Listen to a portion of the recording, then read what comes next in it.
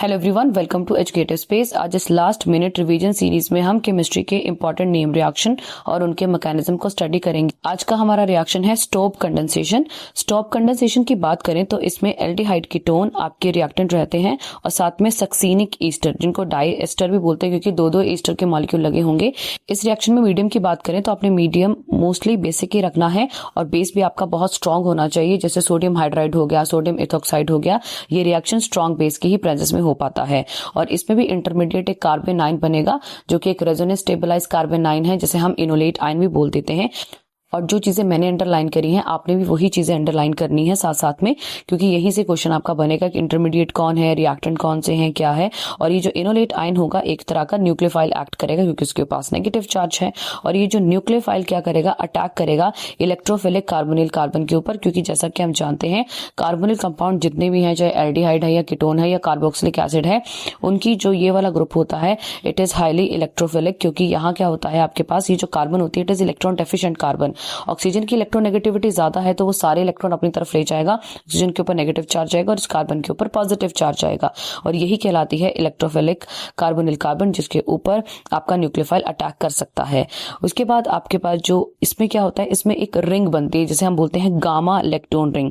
Very important, आपसे MCQ में पूछा जा सकता है कि कौन से रिएक्शन में गामा लेक्टोन रिंग बनती है, तो स्टोब रिएक्शन में बनती है आपकी गामा लेक्टोन रिंग। तो इसमें क्या होता है आपके पास जो इनोलेट आयन बनाया होता है जिसके ऊपर नेगेटिव चार्ज रहता है, वो दूसरे जो एस्टर होगा जिसके पास कार्बोनिल ग्रुप भी होंगे उनके ऊपर क्या करता है, अटैक करता है।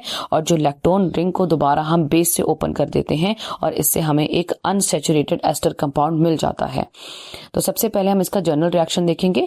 जनरल रिएक्शन की बात करें तो ये मैंने कीटोन लिया है, आपके पास कीटोन के पास C double bond O group होता है और दो कोई अल्काइल ग्रुप लगे रहेंगे।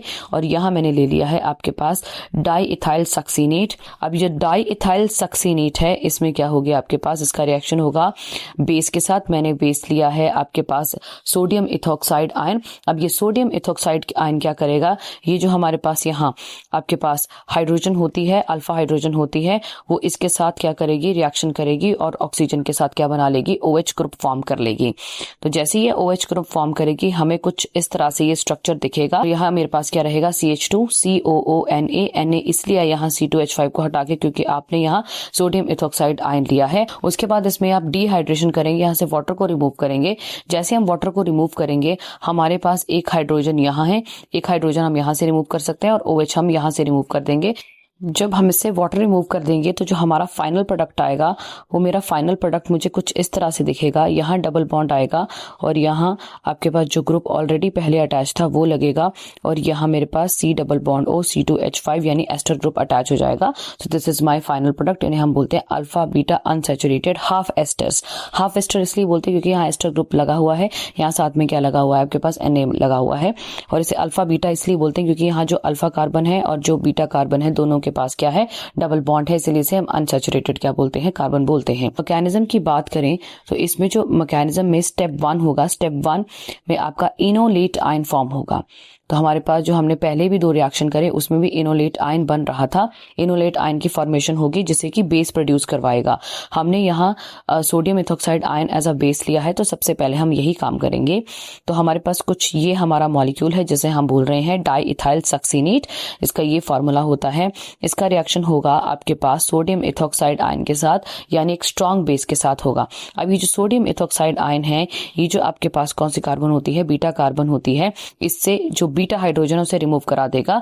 तो हमारे पास यहाँ जो प्रोडक्ट बनेगा वो कुछ इस तरह से बनेगा, CH2 C double bond O C2H5 ये पहला, और यहाँ CH और यहाँ कौन सा साइन आएगा, नेगेटिव, और फिर मेरे पास क्या आएगा, COO C2H5 ये चीज हमारे पास आएगी। और ये एक नेगेटिवली चार्ज कार्बे अनाइन फॉर्म हो गया है और ये जो कार्बे अनाइन है इस नेगेटिवली चार्ज कार्बे अनाइन को हम बोलते हैं इनोलेट, क्योंकि एक रेजोनेंस स्टेबलाइज आयन होता है। उसके बाद हम क्या देखेंगे, हमारे पास इस ये जो मॉलिक्यूल बना है, जिस कार्बन आयन बना है, ये हमारे एल्डिहाइड और कीटोन मॉलिक्यूल के ऊपर क्या करेगा, अटैक करेगा।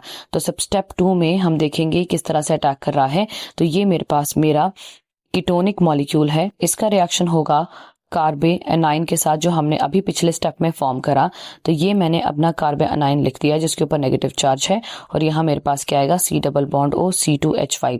अब यहाँ ये जो प्रोडक्ट बन गया है, अब इसमें ये हमें पता है कि जो ऑक्सीजन होती है it is highly electronegative in nature, तो इसके ऊपर नेगेटिव चार्ज आएगा और कार्बन के ऊपर कौन सा चार्ज आएगा, पॉजिटिव। अब ये जो आपके पास नेगेटिव चार्ज है ये इस वाले कार्बन के ऊपर अटैक करेगा और अपना कंपाउंड फॉर्म करेगा। ये मैंने सी यहीं रहना दिया, इसके साथ 2 एल्काइल ग्रुप यहीं रख दिए, और यहाँ जो ऑक्सीजन थी उसके ऊपर नेगेटिव चार्ज आया होगा तो आगे आपके पास इसके पास ये होगा, आगे जाके किसी से जुड़ेगा। फिर मेरे पास ये जो CH मॉलिक्यूल है जो इसके साथ जुड़ा था ये वाला, मैंने ये लिखा और यहाँ मैंने क्या लिख दिया, COOC2H5। अभी जो CH मॉलिक्यूल था इसके ऊपर सर पे CH2 COOC2H5 मॉलिक्यूल है, तो हमें इस तरह से हम इसे लिखेंगे। और उसके बाद क्या होगा, आपके पास ये जो कंपाउंड था CH3 डबल बॉन्ड O, यहाँ अगर मैं इसको थोड़ा सा भी लिखूं तो जो हमारे पास ये जो ऑक्सीजन है ये डबल बॉन्ड के साथ होगी, और जब डबल बॉन्ड के साथ होगी तो हम ये जो कार्बन है, यहाँ भी ऑक्सीजन है और यहाँ कार्बन है, ये कार्बन भी इलेक्ट्रॉन डेफिशिएंट होगी और ये नेगेटिवली चार्ज ऑक्सीजन इसी कार्बन के ऊपर क्या करेगा, अटैक कर देगा। तो हम अगले स्टेप में देखेंगे कैसे अटैक हुआ होगा कैसे नहीं। तो यहाँ मैंने आपको बता दिया कि यही अटैक होगा, रिंग फॉर्म होगी। यहाँ मेरे पास ये वाला मॉलिक्यूल आएगा C double bond O C2H5, और यहाँ मेरे पास आएगा CH2, यहाँ आएगा C डबल बॉन्ड O और यहाँ आएगा O C2H5, और यहाँ मेरे पास जो पहली जो चीजें लिखी थी बस मैं वही लिख रही हूँ। ये वाला जो मॉलिक्यूल है वो यहाँ एग्जिस्ट करेगा। अब ये वाली जो यहाँ इसकी ऑक्सीजन थी वो जुड़ जाएगी इस कार्बन के साथ, और जैसे ही जुड़ेगी तो ये रिंग बना लेगा और इस रिंग का नाम होता है लैक्टोन। तो अब हम अपना बेस लेंगे जो कि हमने इस रिएक्शन में लिया था, जो कि सोडियम इथोक्साइड आयन था। अब ये इस लैक्टोन रिंग के ऊपर क्या करेगा, अटैक करेगा। तो आपके पास ये जो हाइड्रोजन है, ये जो हाइड्रोजन है वो यहाँ से रिमूव होगी। जैसे ये हाइड्रोजन यहाँ से रिमूव होगी, जैसे अगर मैं इसको इस तरह से लिखूं तो ये मेरे पास एक हाइड्रोजन है, ये अपना बॉन्ड यहाँ देके जाएगी। जैसे ही अपना बॉन्ड ये यहाँ देके जाएगी, आपका जो ये ऑक्सीजन एटम है, ठीक है, यहाँ आपके पास क्या आएगा, अपने सारे इलेक्ट्रॉन अपनी तरफ खींच लेगा क्योंकि एक इलेक्ट्रोनेगेटिव एटम है, और इस तरह से।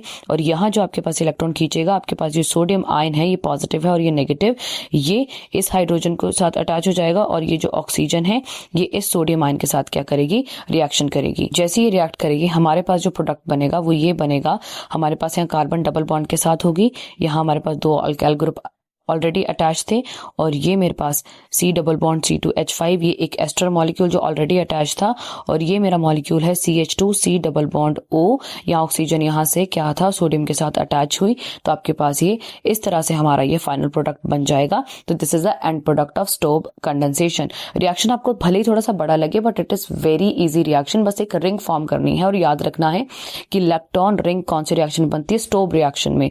और स्टोव रिएक्शन में जो भी रिएक्शन होते हैं जो हमारे पास, भले स्टोव हो, क्लेजन स्मिथ रिडक्शन हो, एल्डोल कंडेंसेशन हो, आपने मैकेनिज्म को समझना होता है, क्योंकि उसी हिसाब से आपका वहां प्रोडक्ट बनेगा। वो आपको रिएक्टेंट देंगे और आपको उसी हिसाब से प्रोडक्ट क्या करना पड़ेगा, फॉर्म करना पड़ सकता है। हो सकता है बेस वो हमें सोडियम इथोक्साइड ना दे, हमें सोडियम हाइड्राइड दे, तो जिस हिसाब से हमें जो भी प्रोवाइड किया जाता है, रिएक्टेंट हो गए या हमारे पास बेस हो गए, एसिड हो गए, तो हमें उसी हिसाब से रिएक्शन करना होता है। इसीलिए हमें मैकेनिज्म की नॉलेज होना बहुत ज्यादा जरूरी होता है। होप सो आपको ये वीडियो हेल्पफुल लगी होगी। अगर आपको ये वीडियो हेल्पफुल लगी है तो इसे जरूर शेयर करें। चैनल पे नए हैं तो चैनल को सब्सक्राइब करें और आने वाली वीडियो की नोटिफिकेशन के लिए बेल आइकन पर क्लिक करें। Thanks for watching.